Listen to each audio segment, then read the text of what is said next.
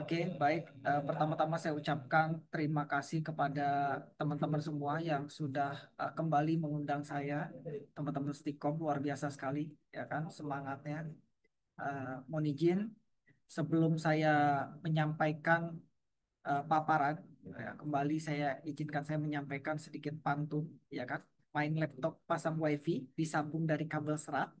Selamat datang di webinar ini. Semoga kegiatan ini penuh dengan manfaat. Baik, teman-teman semua, kembali lagi sedikit izin saya share screen. Ini terkait dengan profiling saya. Mungkin ada beberapa dan para dosen semua yang baru bergabung mungkin di kegiatan Stikom ini. Saya ucapkan selamat bergabung. Terima kasih, salam kenal. Semua para dosen-dosen tadi yang sebelum menyampaikan izin. Dan kita lihat di sini kondisi digitalisasi Indonesia. Baik, kita lihat bagaimana Indonesia menghadapi paradoks digital ya yang menarik dengan penetrasi internet yang mencapai 79,5% dan 96,81 area pemukiman yang tercover 4G. Fondasi digital telah terbentuk dengan kuat kalau kita lihat. Namun kecepatan internet masih tertinggal jauh, teman-teman. Ya kan? Broadbandnya masih 27 dibandingkan dengan Singapura yang istilahnya 278. Nah, tantangan lebih serius terletak pada aspek manusia dan regulasi, di mana literasi digital Indonesia masih hanya 62% di bawah rata-rata ASEAN. Sekitar 70%, diperparah dengan 22,37 juta korban judi online, termasuk 80 ribu anak di bawah 10 tahun, di mana kerangka regulasi digital juga masih lemah dan belum memadai untuk mengatasi eh, resiko teknologi global. Nah, kondisi ini menciptakan dilema dalam implementasi marketing 6.0 yang diangkat ya, dan crop creation. Nah, di satu sisi, akses internet yang luas memungkinkan partisipasi konsumen dalam penciptaan nilai bersama. Ya, di sisi lain, keterbatasan kecepatan, rendahnya literasi digital, dan regulasi yang lemah menghambat partisipasi yang optimal. Jadi dalam hal ini Indonesia perlu fokus pada tiga prioritas: peningkatan infrastruktur, internet, program literasi digital, dan pengembangan terkait dengan regulasi digital yang adaptif untuk mewujudkan potensi pastinya untuk transformasi digital dalam era pemasaran. Nah, di slide selanjutnya di sini disampaikan terkait dengan Bank Indonesia, di mana menyampaikan bahwa fokus daripada Bank Indonesia menekankan bahwa untuk menjadi negara yang berpenghasilan tinggi, inovasi adalah kunci. Ya, ini berarti kita harus beralih dari sekedar mengadopsi teknologi atau yang biasa disebut innovation menjadi pencipta teknologi. Ya, strategi ini mencakup ada 3 poin penting. Saya coba rangkum mulai dari bisnis, perluasan pasar modal, regulasi, dan lain-lain. Talenta, kolaborasi antar industri, akademisi, serta pemanfaatan diaspora Indonesia, dan energi. Nah, dalam konteks marketing 6.0 ini, semua poin ini saling terkait. Untuk sukses dalam co-creation, jadi kita butuh inovasi yang didukung oleh modal, talenta, dan kebijakan yang tepat. Nah, dengan begitu kita bisa mengelola pengalaman konsumen yang personal, berkelanjutan, serta mendorong Indonesia menjadi penghasilan yang lebih tinggi. Nah, teman-teman kalau lihat di sini menarik grafik ini kalau kita lihat terkait dengan pengeluaran R&D Indonesia 0,3%. Nah, kalau kita lihat ini uh, cukup kecil, teman-teman, dibanding dengan negara-negara lain ya. Di mana kalau kita lihat apa namanya uh, negara yang paling rendah itu kita, ya kan. Korea Selatan masih memimpin dengan 5% dari PDB-nya untuk R&D. Tiongkok, Singapura berada di atas 2%, Indonesia cuma 0,28. Nah, jadi kalau kita lihat fakta penting lainnya adalah bagaimana negara berkembang di dominasi pemerintah sementara swasta berperan besar di negara maju untuk R&D. Nah, di Indonesia perannya masih didominasi oleh pemerintah dan kontribusi swasta masih minimal. Untuk mendorong hal ini, pemerintah harus memberikan insentif seperti super tax dan lain-lain ya. Nah, dalam konteks transformasi digital dan co-creation ini, investasi R&D yang minim ini menjadi hambatan yang serius kalau saya lihat, ya kan? Bagaimana kita bisa inovatif, menciptakan solusi digital baru dan memfasilitasi co-creation yang berkelanjutan, ya kan? Tapi fondasi penelitian dan pengembangan ini masih sangat lemah, ya kan? Inovasi menjadi tulang punggung kemampuan kita beradaptasi, menciptakan konsumen yang personal, bersaing di era 6.0.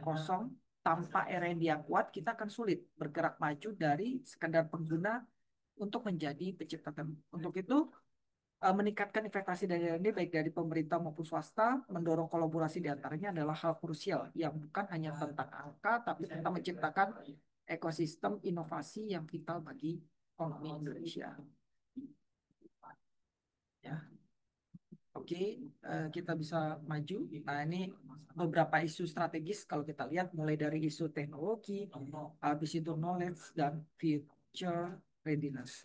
Nah, kalau kita lihat di sini apa namanya beberapa isu ya kita bisa lihat ada kualitas dan kecepatan internet yang masih rendah tadi sudah disebutkan.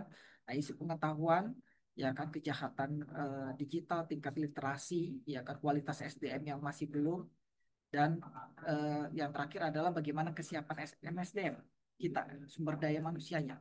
Ya kan masih juga apa namanya masih begitu masih menguang saat ini. Nah, bagaimana kesiapannya? Ya kan inovasi startup juga masih tidak begitu bagus, regulasi yang ada juga masih belum mendukung, serta tata kelola digital masih belum kondusif bagi itu. Jadi singkatnya, untuk sukses dalam transformasi digital dan menjalankan co-creation, jadi kita harus mengatasi masalah dalam infrastruktur sumber daya manusia, regulasi. Nah, inilah merupakan kunci pengalaman konsumen yang personal.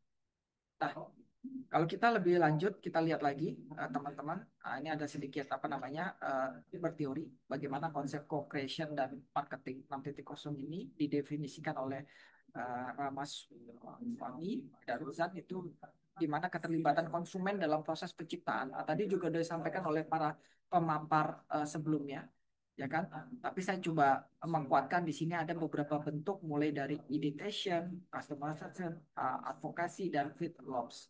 Nah, ini teman-teman dari 4 poin ini kalau kita lihat ya kan, jadi adopsi daripada konsep co-creation ini tidak hanya menciptakan sebuah produk yang lebih relevan dan diinginkan, tapi juga membangun hubungan yang lebih kuat antara apa namanya lebih kuat antara konsumen dan produsen pastinya ya kan. Dan ini adalah langkah fundamental dalam mengelola pengalaman konsumen yang personal di era digital. Nah, teman-teman, kalau kita lebih lanjut lihat apa sih peran teknologi ya kan? Jadi teknologi menjadi enabler utama dalam co-creation, ya kan? Mulai dari AI, platform digital, habis itu blockchain, sekarang kita udah ini dan IoT. Nah, kalau kita lihat teman-teman di sini, ya kan platform-platform ini memang luar biasa sekali, ya kan.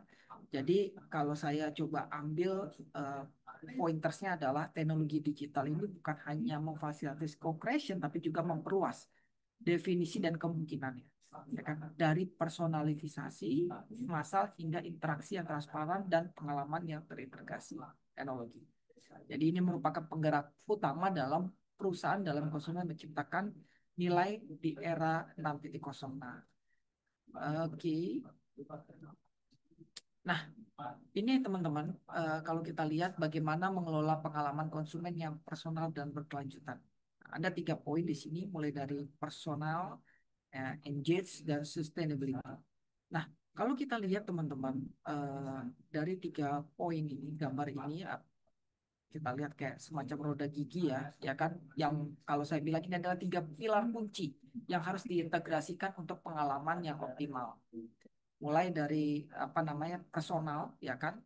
Di mana di era digital itu konsumen mengharapkan merek yang memahami mereka secara individu, bukan bagian dari segmen pasar. Jadi personal itu bukan hanya tentang nama, tapi tentang relevansi yang mendalam, membuat konsumen merasa dipahami dan dihargai. Engage bagaimana keterlibatan, ya kan? Konsep co-creation ini yang dibahas sebelumnya sangat relevan di sini dengan melibatkan ideation, habis itu customers dan advokasi tadi, kita bukan hanya menciptakan produk yang lebih baik, tapi juga membangun loyalitas dan keterkaitan emosional, ya kan?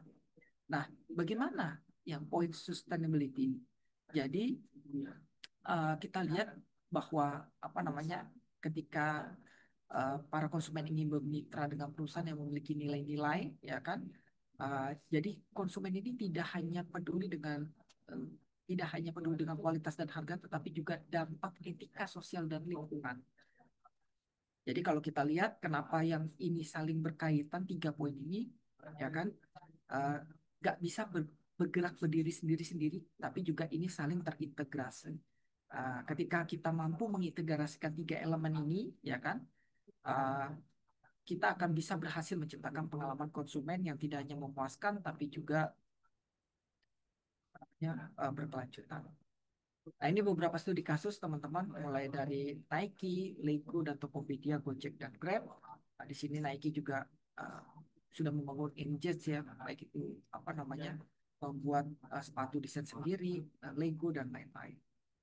Nah, tantangan dan peluang kita bisa lihat mulai dari privasi data, trust, kesenjangan literasi digital, dan bagaimana peluangnya di sini, inovasi jauh lebih cepat, brand engagement lebih tinggi, dan diferensiasi merek. Nah, terakhir saya mau disampaikan highlight di sini. Jadi transformasi digital bukan hanya tentang adopsi teknologi, melainkan tentang mengubah paradigma pemasaran.